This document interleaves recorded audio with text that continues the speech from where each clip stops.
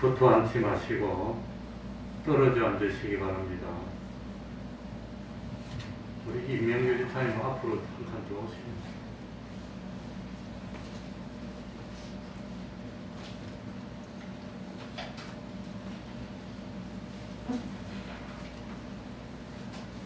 (4층) (5층) 골고루 한 20명까지 이렇게 나눠서 예배드리면 됩니다. 예배 시간이 됐습니다.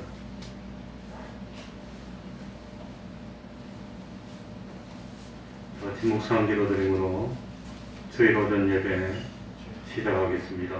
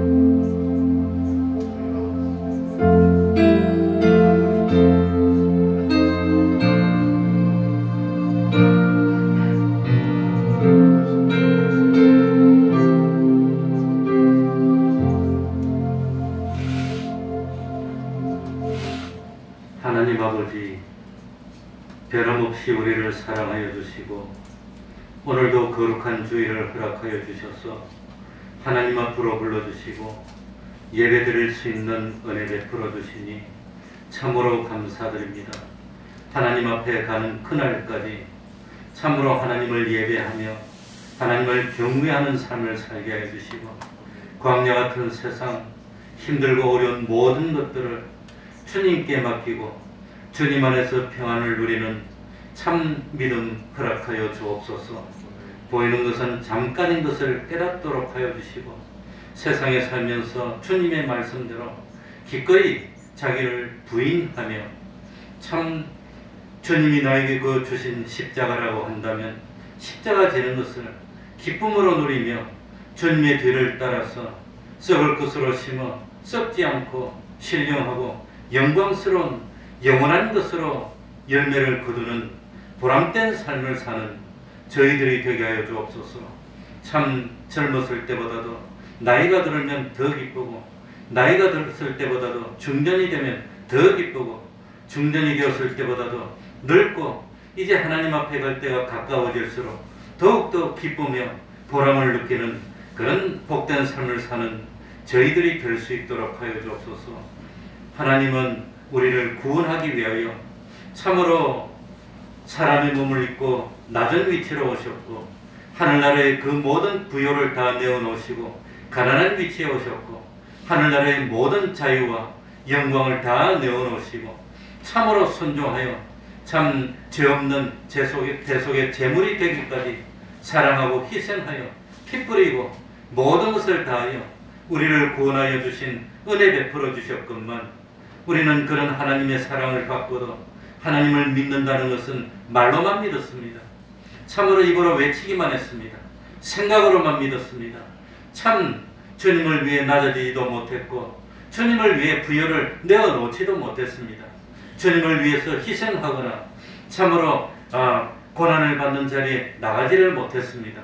하나님 아버지 긍휼을 베풀어 주셔서 참으로 자기를 처복종시키고 참 영원한 하늘나라를 아버지 집으로 나의 집으로 영원토록 누릴 수 있는 그런 믿음 가지게 하여 주시고 세상에 살면서 하나님과 동행하여 여러 가지로 부족하지만 참 권능의 삶을 살고 형통한 삶을 사는 저희들이 되게 하여 주옵소서.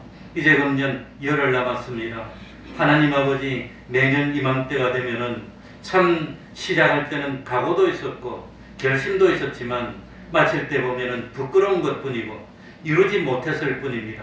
같은 잘못을 되풀이하지 않도록 하여 주시고 성탄을 맞이하여 온전히 변화되어 하나님의 것이 되고 하나님의 성전되고 참 주님의 지체된 복된 삶을 사는 저희들이 되게 하여 주셔서 금년이 다 가기 전에 고칠 것을 고치게 하여 주옵소서.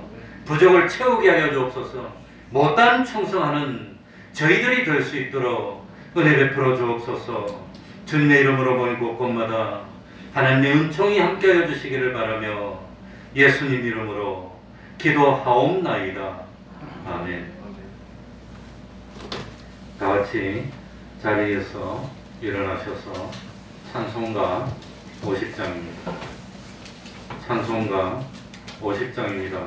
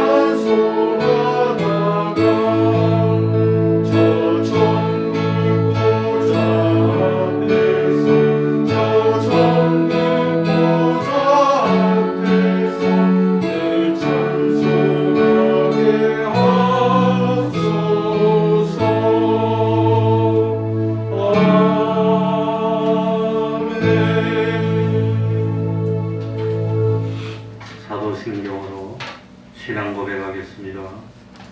전능하사 천지를 만드신 하나님 아버지를 내가 믿사오며 그 외아들 우리 주 예수 그리스도를 믿사오니 이는 성령으로 잉태하사 동정녀 마리아에게 나시고 본디오 빌라도에게 고난을 받으사 십자가에 못 박혀 죽으시고 장사한 지 사흘 만에 죽은 자 가운데서 다시 살아나시며 하늘에 오르사 전능하신 하나님 우편에 앉아 계시다가 저리로서 산 자와 죽은 자를 심판하러 오시리라.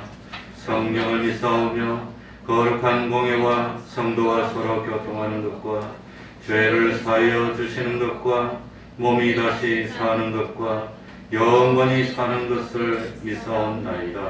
아멘. 자리에 앉으시기 바랍니다. 찬송가 112장입니다. 우리 김세희 집사님은 이쪽 창가를. 찬송가 112장입니다.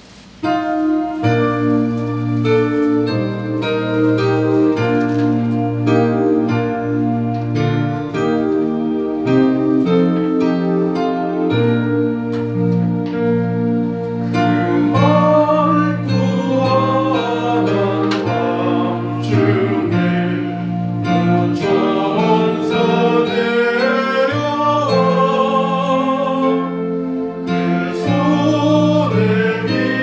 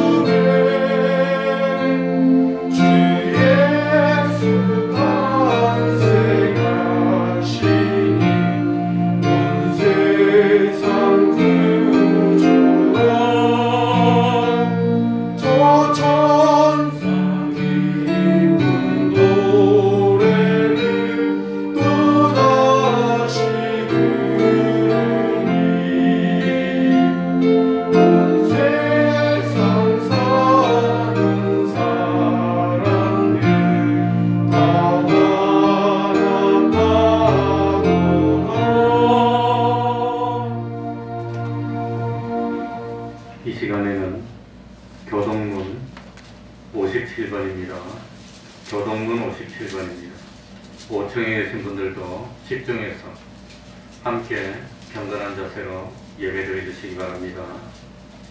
교동문 57번입니다. 교도하겠습니다. 여호와의 영광이 나타나고 모든 육체가 그것을 함께 보리라. 베들레헴 에브라다야, 너는 유다 족속 중에 작을지라도 이스라엘 다스릴 자가 내게서 내게로 나올 것이라. 한 아기가 우리에게 낳고 한 아들을 우리에게 주신 바 되었는데 그 어깨에는 정사를 메었고 그 이름은 기묘자라 모사라 전능하신 하나님이라. 영존하시는 아버지라 평강의 왕이라 할 것임이라. 그 정사와 평강의 조합이 무궁하며 또 다윗의 위에 앉아서 그 나라를 굳게 세우고 자금이요 영원토록 공평과 정의로 그것을 보존하실 것이라. 천사가 이르되 무서워 말라. 보라, 내가 온 백성에게 미칠 큰 기쁨의 좋은 소식을 너희에게 전하노라. 오늘날 다윗의 동네에 너희를 위하여 구주가 나셨으니 곧 그리스도 되시니라. 아멘. 이제 최정관 집사님 예배를 위해서 기도해 주시겠습니다. 다 같이 기도드리겠습니다.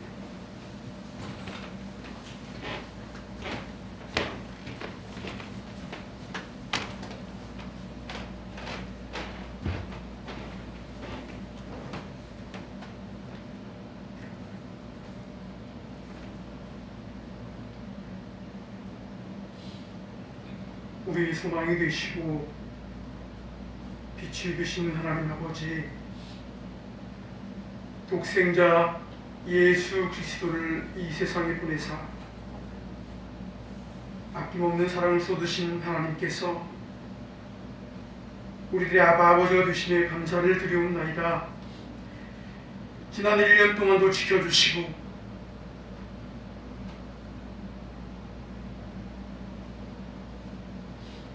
오늘 거룩한 주일을 맞이하여 주의 자녀들이 주님전에 나와 예배를 드리오니 기뻐받아 주시옵소서.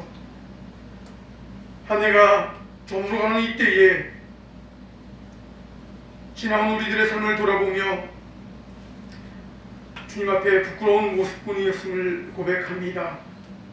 이 시간 하나님과의 관계 속에서 저희들의 믿음을 돌아보게 하시고 진실되게 자신의 죄인된 모습을 발견하고 주님 앞에 회개하며 피 묻은 주님의 십자가 아래에서 양털같이 희게 해주시는 주님을 바라보게 하여 주시옵소서.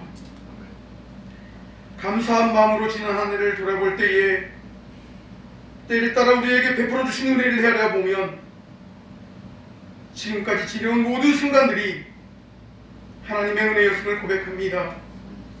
한 해를 시작하며 계획했던 많은 일들이 주님 앞에 선한 결과로 마무리되게 하시고 풀리지 않은 모든 문제들이 주님 주신 지혜와 하나님의 역사하심으로 온전히 해결받는 귀한 시간들 되게 하옵소서. 한 해를 보내며 온전한 회개와 새로운 각오와 결단으로 새로운 한 해를 준비하는 시간들 되게 하옵소서.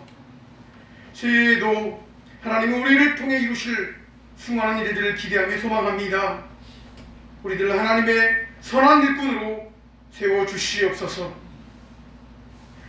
코로나19 팬데믹으로 인해 흔들리는 세상 가운데서 흔들리지 않고 주님을 바라보며 두벅두벅 앞으로 나아가는 저희들 되게 하옵시고 빨리 일상으로 돌아갈 수 있도록 인도하여 주시옵소서. 사랑과 은혜가 충만하신 하나님 아버지, 우리 교회를 이처럼 사랑하셔서 지금까지 인도하여 주심을 감사드립니다. 앞으로 우리 교회가 세상을 향한 사명과 책임을 잘 감당할 수 있도록 그리스도의 사랑과 복음으로 덧입혀 주옵시고 세계를 품고 기도하며 민족의 아픔을 함께 나눌 수 있게 하시고 이 땅에 복음의 씨를 심고 열매 맺을 때까지 정성으로 가꾸는데 열심과 믿음의 수고를 아끼지 않도록 힘주시옵소서. 우리 교회에 속해 있는 많은 믿음의 가정들 기억하여 주시옵소서. 우리 가정들이 하나님을 주인으로 삼는 신실한 가정들이 되게 하여 주시어서 하나님의 빛과 은총의 축복이 우리 가정 위에 임하게 하시고 오직 말씀이 삶으로 삶의 예배로 이어지는 가정들 되게 하여 주시옵소서. 이 시간 말씀을 들고 서시는 하나님의 종 목사님에게 성령의 영으로 붙들어 주시고 영육간의 강건함을 허락하여 주셔서 능력의 말씀과 살아 역사하시는 생명의 말씀을 온전히 선포하게 하여 주옵소서. 말씀을 드릴 때에 저희들이 어두운 눈을 뜨게 하시고 닫힌 길을 열어주시고 굳어진 마음을 녹여주시어서 오늘 주시는 말씀으로 고치고 깨어지고 위로받고 새로운 희망으로 다시금 빛된 자녀로서 살아가도록 인도하여 주시옵소서. 말씀이 육신이 되어 이 땅에 오신 아기 예수님의 탄생을 축하하며 마음과 뜻과 정성을 다하여 성탄을 준비하는 저희들 되게 하여 주옵소서. 주님의 영광을 위해 이름도 없이 빛도 없이 충성한 주의 일꾼들을 기억하여 주옵시고 축복하여 주옵소서. 이 모든 말씀을 우리들 구원하시기 위해 이 땅에 오신 예수 그리스도의 이름으로 기도드리옵나이다.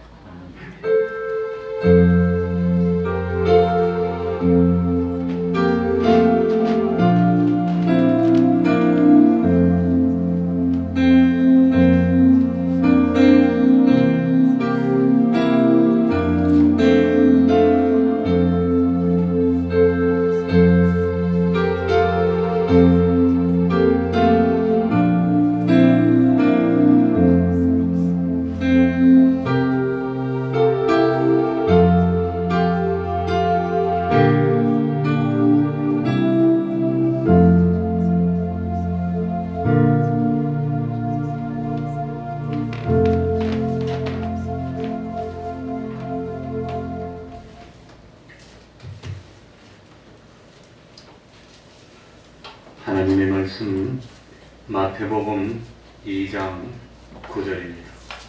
마태복음 2장 9절입니다.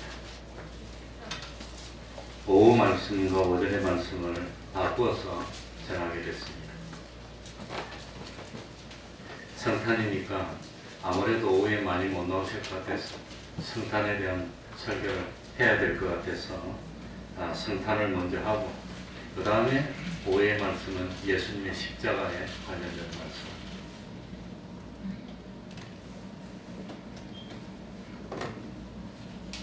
마태복음 2장 9절이 되겠습니다.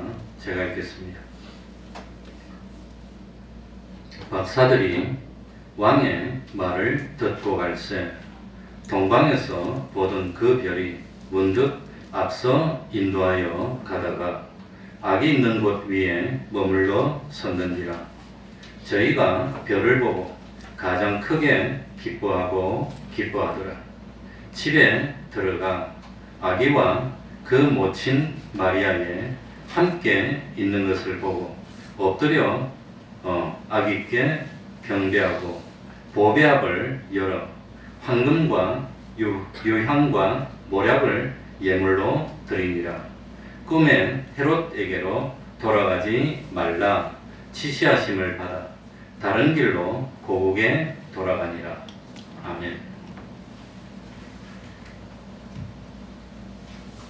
아기 예수님은 아버지 요셉과 어머니 마리아의 가정에서 탄생하셨습니다.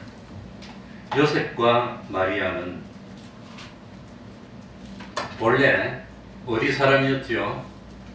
갈릴리 나사렛 사람이었습니다.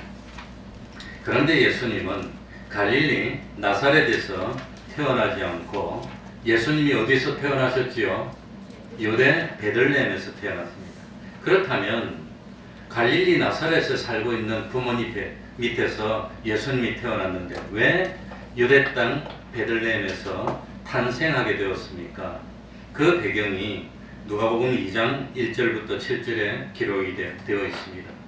그 당시 유대는 로마의 식민지로서 통치를 받고 있었습니다. 로마 황제 아우구스도는 로마의 통치를 받고 있는 모든 나라의 백성에게 호적을 하라는 명령을 내립니다. 목적은 세금을 징수하기 위하였습니다. 로마 황제의 명에 따라서 이스라엘 백성들은 호적하기 위해서 각기 자기 족속이 원래 살던 그 본향으로 돌아가서 호적을 하게 됐습니다. 그래서 다윗이 그 요셉이 다윗의 족속이었기 때문에 다윗의 동네인 유대 베들레헴으로 거처를 옮기고 유대 베들레헴에 있을 때 예수님이 탄생하신 것입니다. 그런데 베들레헴에서 마리아가 예수님을 출생할 당시는 모든 전국에 흩어져 있던 다윗 지파들이 다 모였기 때문에 아마도 그 당시의 사관, 여관에 있을 곳이 없었습니다. 그래서 예수님은 마구간의 구유에 누워 있어야만 했습니다. 그런데 흔히 생각하기를 예수님이 참 마구간의 말 구유에 누워 있을 때 동방박사들이 찾아와서 구유에 누워 계신 아기 예수님께 엎드려 경배하고 예물을 드린 것으로 생각하지만 그렇지 않다는 겁니다. 그러니까 천주교 같은 데서는 동방박사들이 와서 엎드려 경배하는데 말이 있고 소가 있고 구유에 누운 예수님에게 엎드려 경배하는데 그건 잘못된 것이라고 하는 겁니다. 오늘 본문 11절에 보시기 바랍니다. 뭐라고 되어 있지? 어디에 들어가? 집에 들어가. 예수님이 집에 계실 때 집에 들어가서 경배했다고 하는 겁니다. 그리고 여러 가지 정황으로 미루어 보아서 동방박사들이 예수님께 경배하러 온 때는 예수님이 탄생하시고 난 뒤에 적어도 한 달 이상 지난, 한참 지난, 몇 달이 됐는지 모르지만 한참 지난 다음에 왔다고 하는 겁니다. 그러니까 그동안 아마 참 계속해서 말 구유에 있는 것이 아니라 호적 다 하고 사람들이 떠나고 사관에 빈자리가 많고 또 이거 참 그러니까 말 구유에 있다가 이 사관에 빈자리가 나니까 빈자리로 옮기고 아마도 이 아기를 출산하고 먼 길을 갈 수 없고 그러니까 아마 새 집을 얻어서 있을 때 그때 동방박사들이 경배하러 온 것으로 생각이 됩니다. 그러니까 누가복음 2장 21절에 보면 할례할 8일이 되매 그 이름을 예수라 하니 곧 수태하기 전에 천사의 일컬은 바라라. 그러니까 이스라엘에서 남자들이 태어나면 태어난 지 며칠 만에 할례를 하지요? 8일 만에 할례를 하는 겁니다. 할례할 때는 성전에 가서 하는 건 아닙니다. 집에서 했을 겁니다. 그러니까 누가복음 2장 뭡니까? 8일 만에 할례를 하게 됐습니다. 누가복음 2장 22절부터 24절에 보면 모세의 법대로 결례의 날이 참에 아기를 데리고 예루살렘에 올라가니 이는 주의 율법에 쓴 바 첫 때에 처음 난 난자마다 주의 거룩한 자라 하리라 한 대로 아기를 죽게 드리고 또 주의 율법에 말씀하신 대로 비둘기 한 쌍이나 혹 어린 반구 둘로 제사하려 하니더라. 그러니까 남자가 태어나면 8일 만에 할례를 하는 겁니다. 그리고 난 뒤에 결례의 날이 차면 남자를 낳으면 보통 며칠 동안 있어야 되지요? 33일 동안 있는 겁니다. 그러니까 이 뭡니까? 7일 동안은 부정하니까 기다려야 되고 그 다음 8일째 할례하고 그 다음에 33일을 더 있다가 예루살렘 성전으로 와서 첫 해에 그러니까 여자가 첫 아들을 낳았는데 첫 해에 첫 아들을 낳으면 그건 하나님의 겁니다. 그러니까 하나님께 드리러 성전으로 올라와서 이 결례가 끝나고 부정한 날이 끝나고 예루살렘으로 와서 제사를 드리는데 그 제사를 드리니까 며칠 만에 오게 되지요? 40일 만에 오게 되는 겁니다. 그러니까 이 참 예수님이 8일 만에 할례를 받고 그리고 남자니까 이 부정한 날 33일을 더 있다가 40일이 지나고 난 뒤에 예루살렘 성전에 와서 제사를 드리는 겁니다. 그게 레위기 12장 2절부터 4절에 나옵니다. 이스라엘 자손에게 고하여 이르라. 여인이 잉태하여 남자를 낳으면 그는 7일 동안 부정하리니 곧 경도할 때와 같이 부정할 것이며 제8일에는 그가 이의 양피를 뵐 것이며 8일에는 뭡니까? 할례를 행하는 겁니다. 그래 그 여인은 오히려 33일이 지나야 깨끗하리라. 그러니까 8일 만에 할례하고 7일이 지나고 그 다음에 33일이 지나면 적어도 40일이 지나고 난 뒤에 예루살렘 성전에 와서 뭘 행한단 말이죠? 결례를 행하는 겁니다. 결례를 결례 날이 될 때 할 일이 뭐냐? 레위기 12장 6절에 보면 자녀간 정결케 되는 기한이 차거든 여인은 번제를 위하여 1년 된 어린 양을 취하고 속죄제를 위하여 집비둘기 새끼나 산 비둘기를 취하여 회막문 제사장에게로 가져갈 것이요 그 여인의 힘이 어린 양에 미치지 못하거든 산 비둘기 둘이나 집 비둘기 새끼 둘을 가져다가 하나는 번제물로 하나는 속죄물로 삼을 것이요 제사장은 그를 위하여 속죄할지니 그가 정결하리라. 그러니까 첫 해에 아들을 낳습니다. 결례 날이 됐습니다. 그러니까 부정한 7일이 지나고 그 다음에 여자가 33일 동안 기다렸다가 이 부정이 다 끝나고 결례 날이 되면 40일이 지나고 나면은 예루살렘 성전으로 가가지고 뭘 드린단 말입니까? 어린 양을 드려야 되는 겁니다. 그런데 경제적으로 어려우면 어린 양 한 마리를 드리기가 힘드니까 어린 양 대신 뭘 드린단 말이죠? 산비둘기나 집비둘기 새끼, 그것도 새끼를 드리는 겁니다. 그건 얼마 안 하니까 병아리 같은 거 그걸 드리는데 요셉과 마리아는 가난하니까 어린 양으로 제사를 드리지 못하고 무엇으로 제사 드렸단 말입니까? 무엇으로? 비둘기 새끼 가지고 제사를 드렸다는 겁니다. 그러니까 이 참 40일이 됐을 때까지 이 먹을 거 입을 게 별로 없으니까 비둘기 새끼 병아리 같은 걸로 제물을 드리는 겁니다. 어린 양은 못 드리고 그런 거 보면은 만약에 그 전에 말구유에 있을 때 동방박사들이 와가지고 황금을 드렸다면 얼마든지 새끼 양 사오지 어린 양 사오지. 그런데 그거 살 돈이 없으니까 뭘 드렸어요? 비둘기 새끼로 드린 거 보면은 아직까지 누가 안 왔단 말입니까? 동방박사들이 와서 예물을 안 드렸다는 겁니다. 동방박사들이 왔을 때 황금도 드리고 몰약도 드리고 뭡니까? 유황도 드리고 이것들이 전부 다 아주 고가품들입니다. 그걸 줬다면 그거 가지고 얼마든지 어린 양 사고 생활도 할 텐데 그걸 못하고 어린 양 새끼로 어린 양이 아니라 비둘기 새끼로 드린 것 보면 아직까지 동방박사들이 경배하러 왔단 말입니까? 안 왔단 말입니까? 오지 않았다고 하는 겁니다. 그러니까 동방박사들이 예수님이 말 구유에 있을 때 와가지고 경배했다는 것은 잘못된 거라고 하는 겁니다. 예수님이 태어났을 때 참 그 태어나서 말 구유에 누웠을 때 바로 제일 먼저 찾아왔던 사람들이 누구들이죠? 목자들. 그 목자들은 예수님이 말 구유에 누워있는 것을 그걸 보고 경배를 했습니다. 그러고 난 뒤에 그러면서 참 목자들은 뭡니까? 누가복음 2장 10절에 너희가 목자들이 가서 강보에 사여 구유에 누인 아기를 보리니 이것이 그러니까 구유에 말구유에 누인 아기를 본 사람은 누구지요? 목자들이라고 하는 겁니다. 목자들. 그러니까 천주교나 뭐나 어디 가가지고 말구유에 있는데 탁 해놓은 건 그건 잘못된 겁니다. 그러니까 우리가 잘못된 것을 바로잡아야 되고 동방박사가 세 사람이라고 하는 것도 성경에는 나오지 않습니다. 몇 사람인지는 모릅니다. 다만 예물이 몇 가지지요? 세 가지니까 세 사람이 한 가지씩 드린 것이 아닐까라고 생각해서 옛날부터 동방박사 세 사람 했지만 사실은 몇 사람인지 성경에 안 나옵니다. 그러니까 그것도 참 확실히는 알 수 없습니다. 그러니까 요셉과 마리아는 하나님의 아들이신 예수님을 참 낳았습니다. 그 예수님을 낳고 난 뒤에는 이거 뭐 참 마리아가 남편을 만나기 전에 성령으로 잉태어 낳았으니 얼마나 함부로 못하겠습니까? 하나님의 아들을 낳았으니까 마음대로 못하는 겁니다.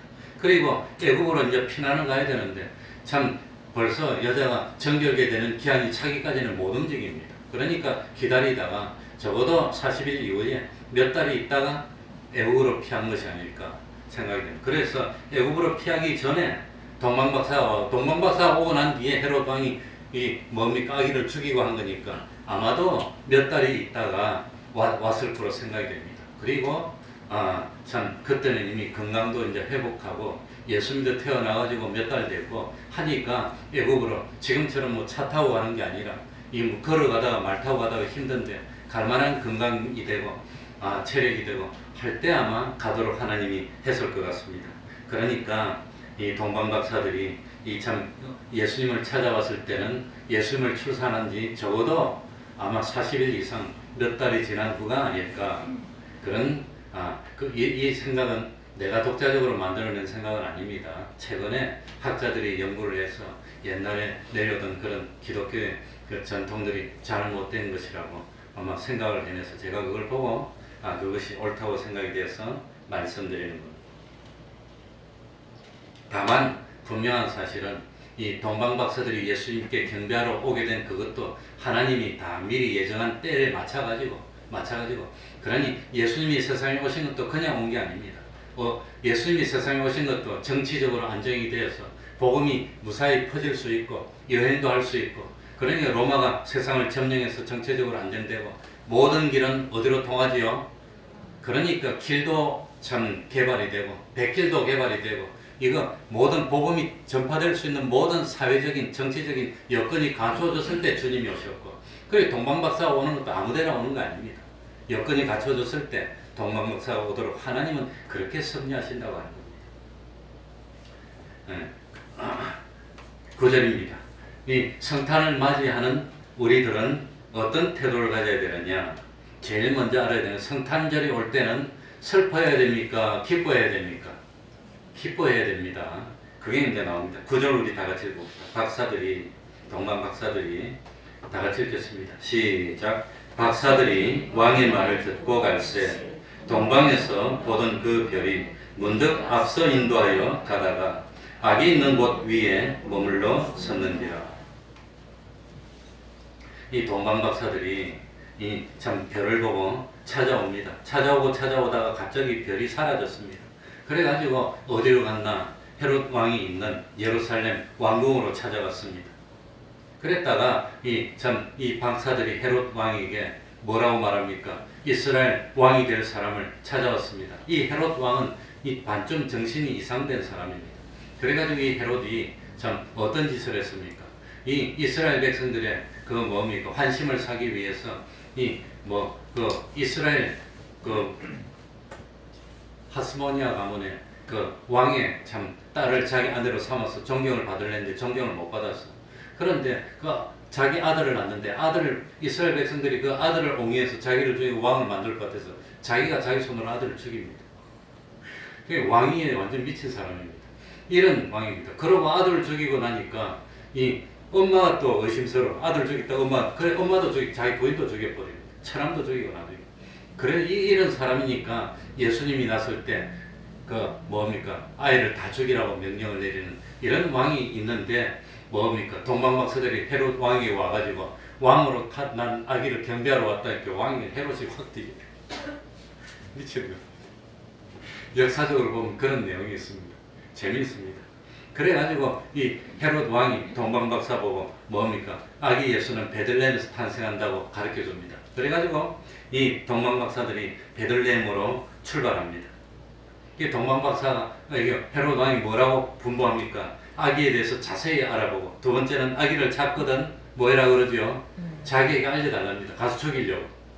말은 뭐합니까? 자기도 가서 경배하겠다고. 그러고 가고 나니까 아이를 다 죽여버리는 겁니다. 베들레헴의 왕이. 이게 동방박사들은 베들레헴의 왕이 태어난다는 걸 알고 이 예루살렘에서 베들레헴으로 내려오는 겁니다. 예루살렘에서 베들레헴까지 거리가 한 8km 정도입니다. 그러니까 천천히 걸어도 2시간이면 오는 거리입니다. 그 동방박사가 참 와가지고 이 이스라엘 왕들자가 태어났다 그러면 이 이스라엘의 율법 학자들, 랍비들, 대제사장들, 신앙심이 좋은 사람들이 다 같이 와가지고 어디 왔나 찾아보고 같이 경배하고 이래야 정상인데 아무도 안 오는 거예요. 아무도.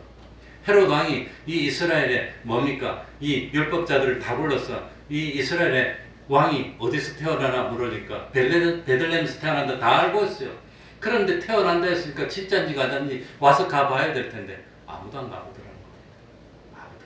이게 이스라엘의 신앙이었다고 하는 겁니다. 얼마나 무서운 일입니까? 참.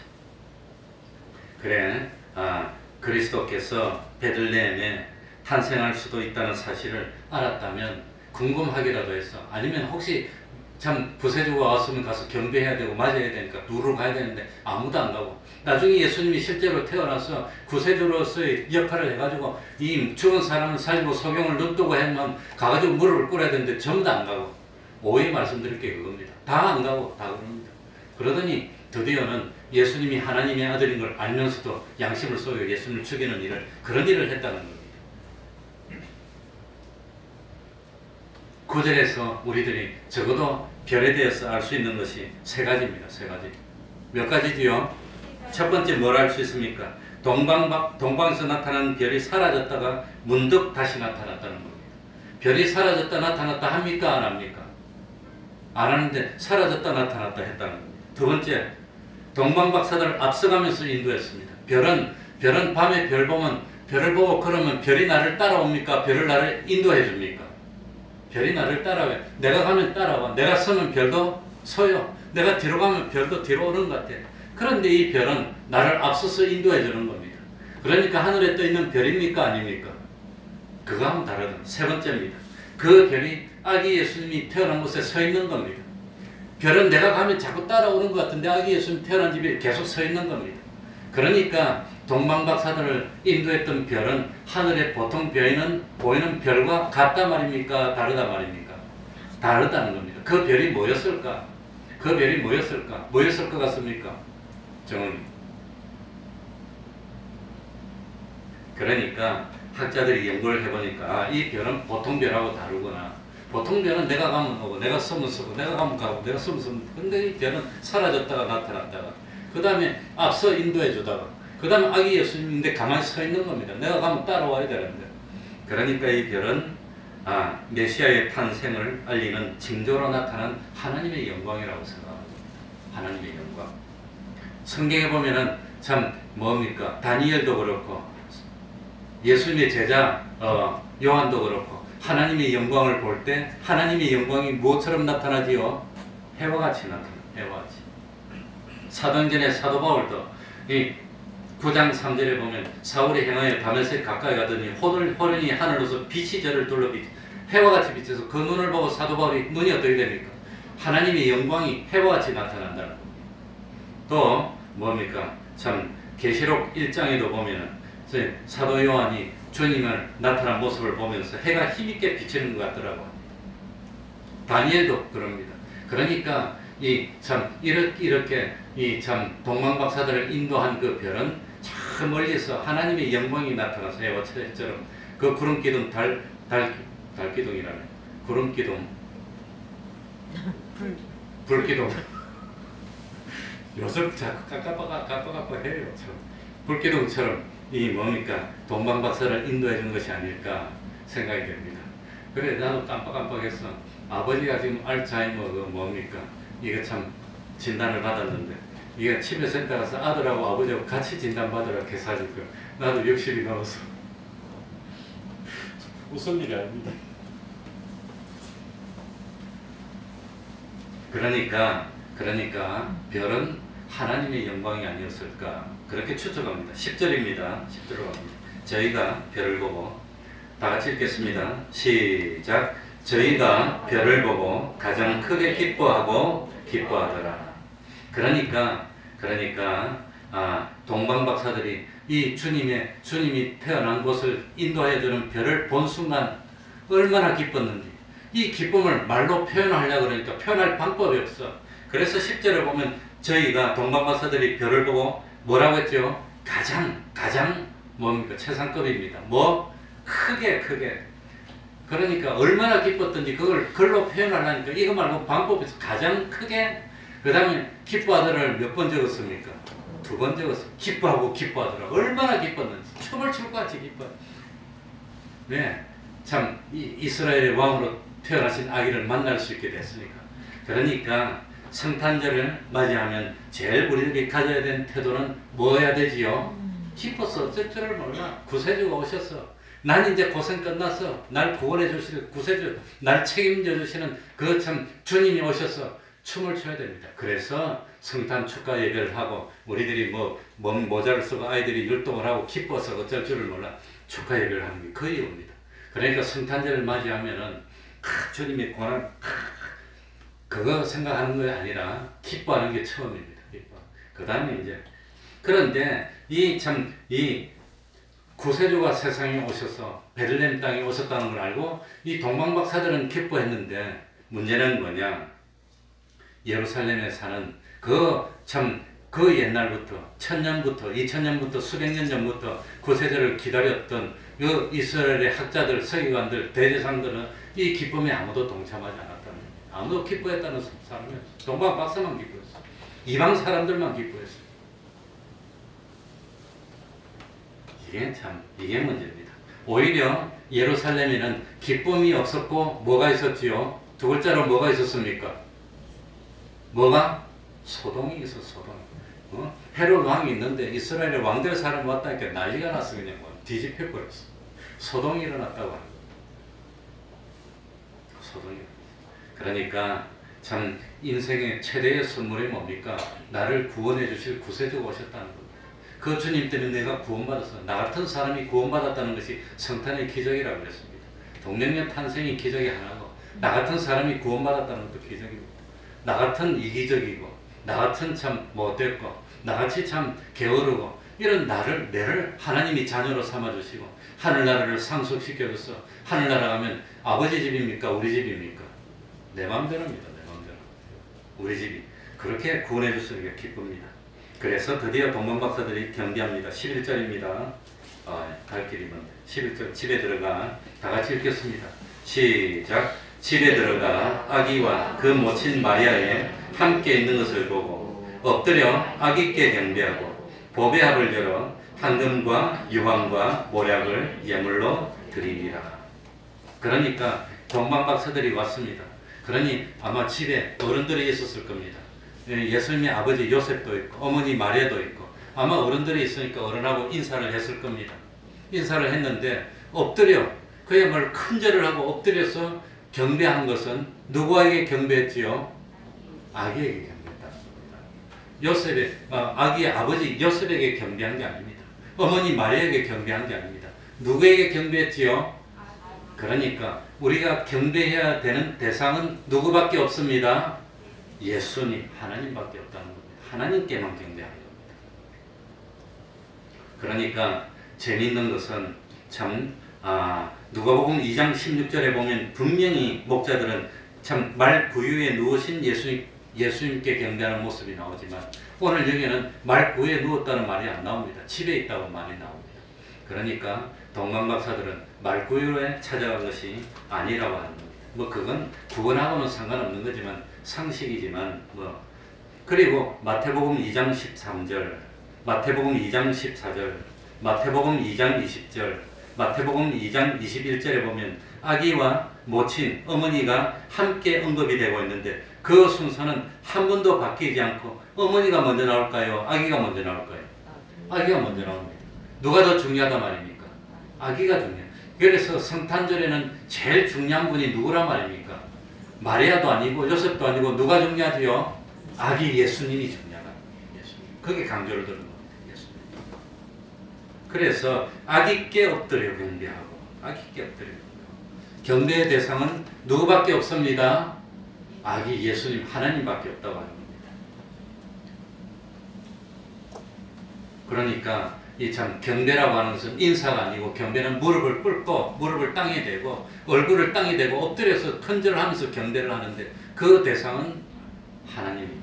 마태복음 4장 8절부터 10절에 보면 예수님을 마귀하고 세 번 참 유혹하는 시험하는 할 때에 마귀가 사탄이 뭐라고 그럽니까? 마귀는 예수님에게 자기에게 경배하면 천하 영광을 주겠다 했습니다. 그러니까 마귀에게 경배하라는 겁니다.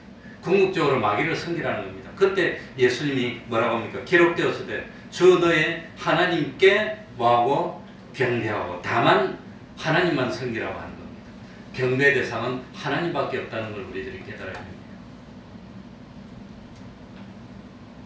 그리고 세 가지 예물을 드립니다. 그 예물을 드리는데 이 예물 드리는 것도 경배라고 하는 겁니다. 경배가 끝나고 예물을 드리는 게 아니라 예물 드리는 것 자체가 경배입니다. 그걸 깨달아요. 그래서 역대상 16장 29절에 보면 여호와의 이름에 합당한 영광을 그에게 돌릴지어다.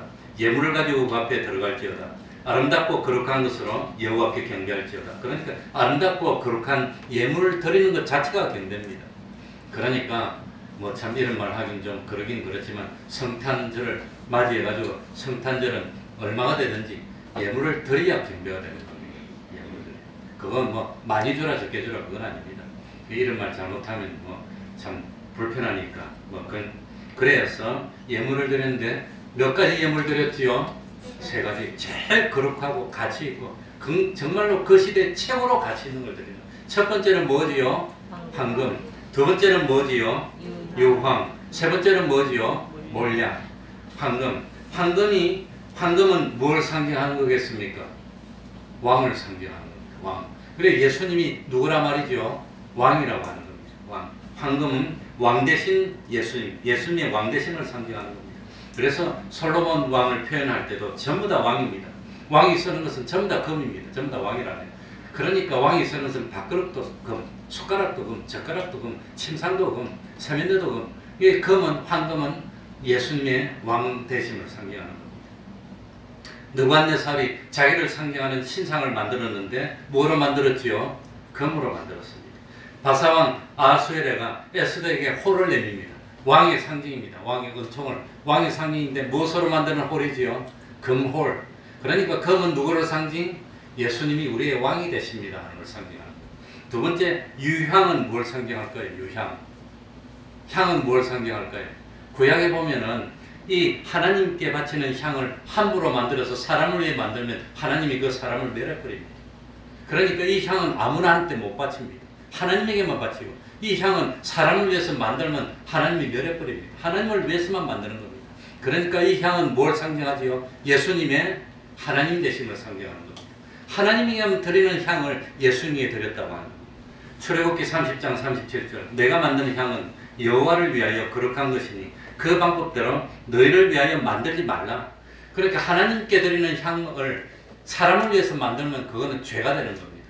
그러니까 이 향은 오로지 하나님께 만드리는 거예요. 그래서 예수님께 이 향을 드렸다는 것은 예수님이 하나님이십니다 하는 걸 상징하는 겁니다.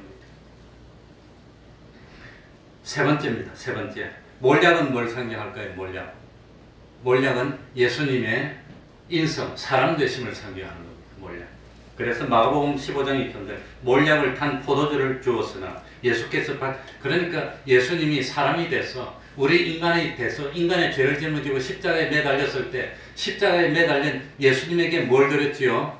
몰약을 드렸다고 하는 겁니다. 몰약. 요한복음 19장 39절에 일찍 예수께 밤에 나왔던 니고데모도 몰약과 뭘 섞어서 드렸지요? 몰약과 뭘 섞어서 드렸습니다. 뭘 섞어서 드렸지요? 네? 포도주. 몰약과 침향을 섞은 그걸 가지고 와서 이 니고데모는 십자가에 매달린 게 아니라 예수님을 초상칠 때 몰약과 침향. 그 침향 섞은 것을 100건쯤 가져와. 침향이 성경에도 나올 만큼 좋은 겁니다. 그러니까 이 침향이 이 참 열대지방에서만 나는 건데 침향 나무가 창서가 생기면 상처를 보호하기 위해서 진의 엑기스가 나와서 그것이 돌처럼 굳어서 몇백 년 된 게 침향인데 이 침향이 사람의 뇌에 그렇게 좋답니다. 뇌를 맑게 하고 뇌를 건강하게 하고 뇌를 지킨답니다. 그러니까 성경에 나올 만큼 향이 좋습니다. 그래 머리가 아프고 몸이 찌긋찌긋하고 안 낫는 사람들은 침향. 성경에 나올 만큼. 이게 침향의 용도가 뭐냐? 이건 마취제도 되고 방부제도 되고 치료제가 되는 겁니다. 그거 예수님에게 드렸다고 하는 겁니다. 그래서 세 가지 이 참 예물에 상징하는 것이 예수님의 뭡니까? 왕 되심, 예수님의 하나님 되심, 예수님의 사람 되심을 상징했는데 동방 박사들이 그 상징성을 알고 드렸는지 모르고 드렸는지 그건 알 수 없습니다. 그러니까 아마 이 당시에 황금과 유향과 모략은 아주 고가품이고 아무데나 쓰나 구할 수도 없는 물건들입니다. 아마 이 유황은 하나님께 드리는 방법으로 제조한 것은 아닐 겁니다. 그러니까 아마 이걸 받았다면 이걸 아마 애국으로 이제 피난 가서 애국에서 아마 몇 년 동안 살아야 되는데 그때 살 동안 아마 요긴하게 사용할 만큼 고귀하고 가치 있는 것이었을 것으로 생각이 되는데 이걸 미리 받았다면 당연히 신앙심이 좋았던 마리아 같은 사람이 어린 양으로 하나님께 제사 드릴 겁니다. 근데 이게 없었으니까 가난하니까 병아리 같은 거 비둘기도 아니고 비둘기 새끼를 가지고 2마리 아마 제사를 드렸다고 하는 겁니다. 마지막입니다. 마지막 12절입니다. 다 읽고 마치겠습니다. 꿈에 같이 읽습니다. 시작. 꿈에 헤롯에게로 돌아가지 말라 지시하심을 받아 다른 길로 고국에 돌아가니라. 주님을 구세주 대신 주님을 만나고 난 뒤에 어떻게 돼야 되느냐? 사람이 뭐였지요? 변화됐다고 합니다. 이 동방박사들이 예수님을 만나려고 올 때는 누구 말을 듣고 따라서 순종해 왔지요? 유대의 헤롯 왕의 말을 듣고 온 겁니다. 그런데 예수님을 만나고 난 뒤에는 누구 말을 듣게 됐지요? 하나님의 음성을 듣게 된 겁니다. 하나님의 말씀을 듣는 사람으로 변화됐다고 하는 겁니다. 헤롯 왕이 동방박사가 도망갔다는 걸 알면 그냥 둘까요? 잡아서 죽일까요? 잡아서 죽일 겁니다. 그런데 그런 위험을 무릅쓰고라도 이 동방박사들이 헤롯 왕의 말을 듣지 않고 왕의 말 안 듣고 하나님의 꿈으로, 그 당시에는 성경이 없는 시절이니까 급한 경우에 하나님이 꿈으로 계시를 보여줬습니다. 당시에는 밤에 여행하는 습관이 있었답니다. 낮에 태양이 너무 더우니까 해가 지면 딱 옷을 입고 별자리를 보면서 방향을 잡아서 여행을 한 겁니다. 그래가지고 아마 초저녁에 이 해가 지고 별이 뜨니까 아마 뭡니까 예루살렘에서 베들레헴까지 한 2시간에 걸쳐 와서 아기 예수님께 경배하고 가서 잠을 자다가 꿈에 하나님이 나타나서 온 길로 가지 마라. 그거 거짓말이다. 예수님을 죽이려고 하니까 다른 길로 가라. 그러니까 아마 올 때는 좋은 길로 왔다가 갈 때는 안 좋은 길로, 아마도 참 좁은 길. 그게 구원의 길입니다. 하나님의 말씀을 듣는 사람으로 이렇게 해서 돌아가는 것이 아닌가. 그러니까 성탄절을 맞이하여 참 주님이 오셨음을 믿었다면 우리도 삶의 변화가 있어야 되는 겁니다. 무슨 변화가 있어야 되지? 무슨 변화가 있어야 됩니까? 전에는 내가 내 주인이었는데 이제는 왕 대신 예수님을 주인으로 모시는 겁니다. 전에는 이 헤롯 왕의 소리에 귀를 기울이고 헤롯 왕의 눈치를 봤는데 이제는 누굽니까? 하나님의 목소리에 귀를 기울이고 구세주 되는 주님의 참 말씀에 순종하는 사람으로 바뀌는 겁니다. 전에는 세상 소리만 들었는데 이제는 우리를 구원으로 이끄는 하나님의 목소리를 듣고 순종하는 사람으로 변화돼야, 그래야 오는 한 해에는 2021년에는 코로나도 끝이 나고 복을 받을 것 같아요. 그러니까 주님을 만나고 베드로가 사람을 낚는 어부의 길을 걸었던 것처럼 참 주님을 만나고 하는데 마태가 세금을 걷는 세리였지만 이후에는 그걸 다 버리고 뭡니까? 주님을 따르는 제자가 된 것처럼 우리들도 이제는 성령과 진리의 생명의 길을 걷는 우리들이 돼서 참 이때까지 2020년 이때까지는 세상 말 듣고 세상 바로 보고 살았다면 성탄을 맞이해서 주님을 영접하고는 하늘나라를 바라보고 향해 나가는 복된 삶을 사는 우리들이 되어야 되겠습니다. 말씀을 생각하면서 통성으로 기도드리겠습니다.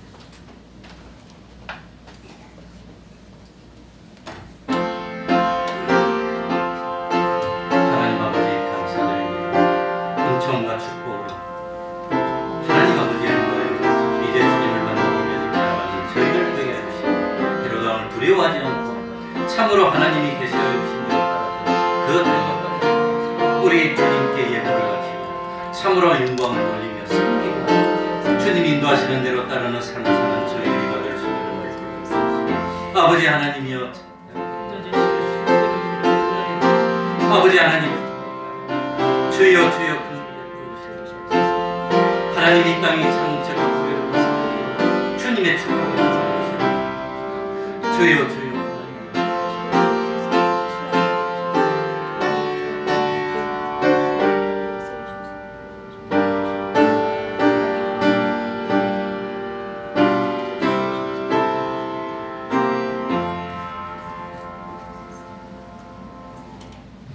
찬송 올리겠습니다. 찬송가 455장입니다. 455장입니다.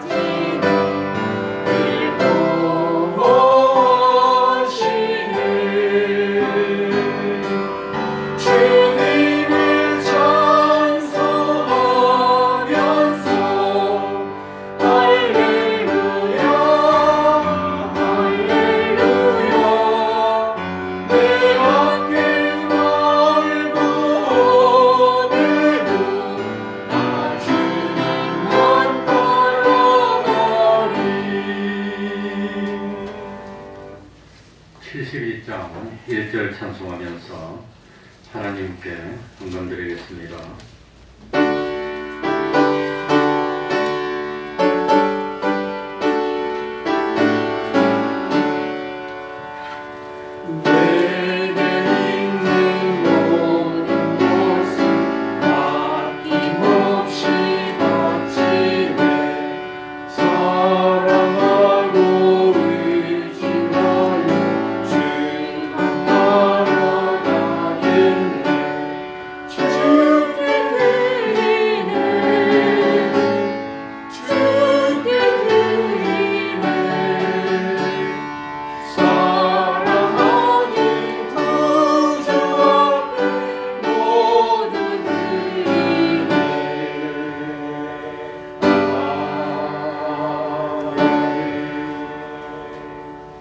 하나님의 은혜로 가족 모두 건강하게 살게 하신 감사합니다.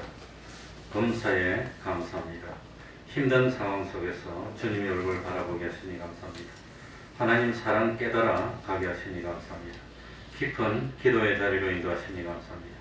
고향으로 발령나게 하시고 그 과정에서 하나님의 뜻을 생각하게 하시고 모든 과정에 세밀하게 인도하여 주시는 은혜 감사합니다. 우리 이진영 선생님 가정이 아마 부산으로 가게 됐습니다. 언제까지 나옵니까? 다음 주 옵니까? 아니 이번 주일이 마지막이에요. 이번 주일이 마지막입니까?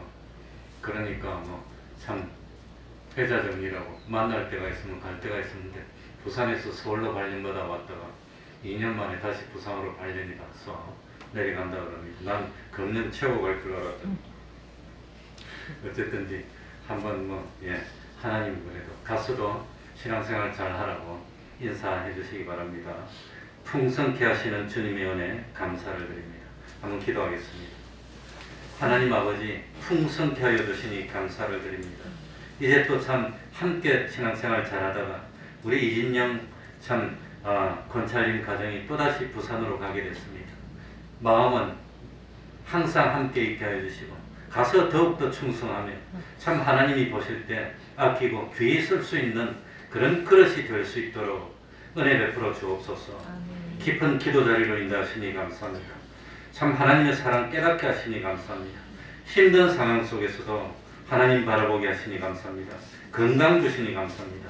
범사에 감사하며 은혜 가운데 한 해를 보내고 또 새로 이렇게 한 해를 맞이할 수 있는 저희들 될 수 있도록 하나님 아버지 갑절의 영광으로 함께하여 주시고 우리 태평동 교회가 의인 10명이 있는 교회 되어서 하나님이 계속해서 축복하시고 부흥되고 성장하고 발전하는 열매 맺는 교회 될 수 있도록 은혜 베풀어 주시옵소서.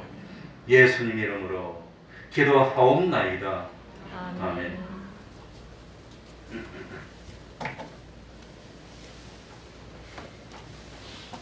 5층에 석유구 돈풍기를 하나 설치했습니다. 나도 이름이 돈풍기 그런 건 몰랐는데 보니까 인터넷에 그걸 돈풍기라고 해놨어요. 돈이 나온다고 그러는지 근데 그게 무거운데 그걸 갖다가 요즘은 그 큰 그런 것도 택배 기사로 택배로 보내요. 나는 옛날에 와서 설치해주고 그럴 줄 알았는데 이 택배 기사가 아침에 와서 10분 내로 안 오면 1층에 놔두고 가겠대. 갑자기 전화가 와가지고 그래가지고 이거 난 허리가 아파서 무거운 것도 못 드는데 그래가지고 어떡하나 가지고 이렇게 달려와가지고 우리 임태규 집사님 보고 와서 좀 올려주시라고 집에 계시냐 했더니 아마 밤새 일하고 지금 방금 오셨다고 그래요. 그래서 난 불이 났게 오니까 벌써 올라가고 있더라고요. 임태규 집사님 오니까 택배 기사가 1층에 놓고 가고 있더라고요. 그래서 다시 불 올렸습니다. 이렇게 재미있게 이야기하는 이유가 뭐냐면 어른이나 아이나 그거 보면은 왜 이 사각형으로 생겨서 이렇게 뭡니까? 이 석유가 나와가지고 꾸글꾸글해서 나가는 그건데 어린이나 아이나 그 6가스 배설구 위에 궁금하니까 손을 한 번씩 다 올라가고요. 그거 올라가면 익습니다. 그러니까 조심해야 됩니다. 앞쪽은 뜨거우니까 본능적으로 이렇게 안 가는데 위에는 궁금하니까 다 한 번씩 이렇게 해봐요. 하다가 잘못하면 뜨거운 열기 나올 때 손에 화상을 입기 쉬우니까 주의하시기 바랍니다. 날 따뜻할 때는 켤 필요도 없고 아주 추운 날을 켜서 따뜻하게 예배드리는 데 도움이 되도록 했으면 좋겠습니다. 그러면 성탄 축하 예배는 25일 금요일 오전 11시에 있습니다. 뭐 3단계가 되면은 이게 또 다 금지고, 지금도 뭐 비대면이 원칙입니다. 20명 드려야 되는데 어쨌든지 하나님께 기도해서 우리가 위생을 철저히 지키고, 아마 성탄 축하 예배는 여기 20명 이하만 있고 5층에 있다가 이리 와가지고 이렇게 축하 행사하고 그걸 동영상을 찍어서 올리고 이렇게 축하 행사를 하려고 그럽니다. 그러면 다 같이 일어나셔서 일장찬송 부르고 축도로 마치겠습니다.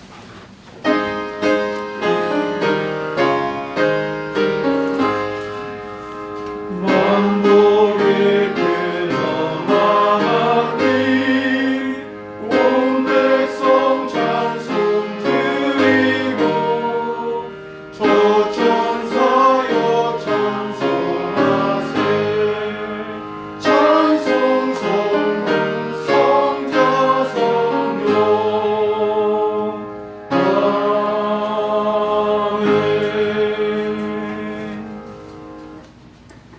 우리 주 예수 그리스도의 은혜와 하나님 아버지의 사랑하심과 성령님의 교통하심이 항상 함께하기를 축원하옵나이다. 아멘.